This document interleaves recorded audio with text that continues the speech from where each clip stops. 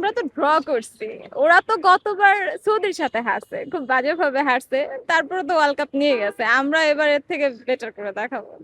And এই match হচ্ছে আমাদের জন্য জাস্ট একটা ওয়ার্ম আপ, নাথিং এলস। আমরা এটাকে বড় করে দেখতেছি না। সামনের ম্যাচগুলা আমরা ফাইনালে খেলা দেখাবো, সেমিফাইনালে খেলা দেখাবো, কোয়ার্টার ফাইনালে খেলা দেখাবো। এটা বলে যে দুইটা কাপ নাকি আমাদের ফাও, মানে এটা নাকি ওয়ার্ল্ড কাপের না। বাট আসলে আমাদের তো তাও আছে, ওরাদের তো তাও নাই। কত বছর পরে কাপ জিতছে, হিসাব আছে। এখন আসছে আমাদের সাথে লাগতে, আবার সব থেকে বেশি 7 আপ বলে চিল্লায়। বাট আমি তো আসলে 7 আপ খাই না, আমি হচ্ছে কোকা কোলা খাই, আমার গায়ে লাগে না। সব থেকে বড় কথা, ব্রাজিলের যে তারকা মানে প্লেয়ার নেইমার, উনার তো মানে মিসিং ছিল, উনার একটা অভাব। বা তবে দল হিসেবে কিছু ঘাটতি তো ছিল।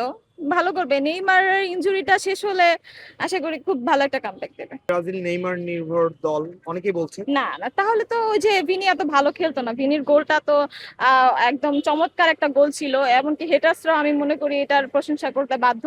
তবে নেইমার হচ্ছে, যেমন এখন দেখেন আর্জেন্টিনা তো মেসি নির্ভর না, তো আর তারপরে মেসি ওদের তারকা প্লেয়ার। ইভেন গতবার ওয়ার্ল্ড কাপে মেসির জন্যই জিতছে। সো নেইমার নির্ভর না, তবে নেইমার আমাদের একটা অনুপ্রেরণা।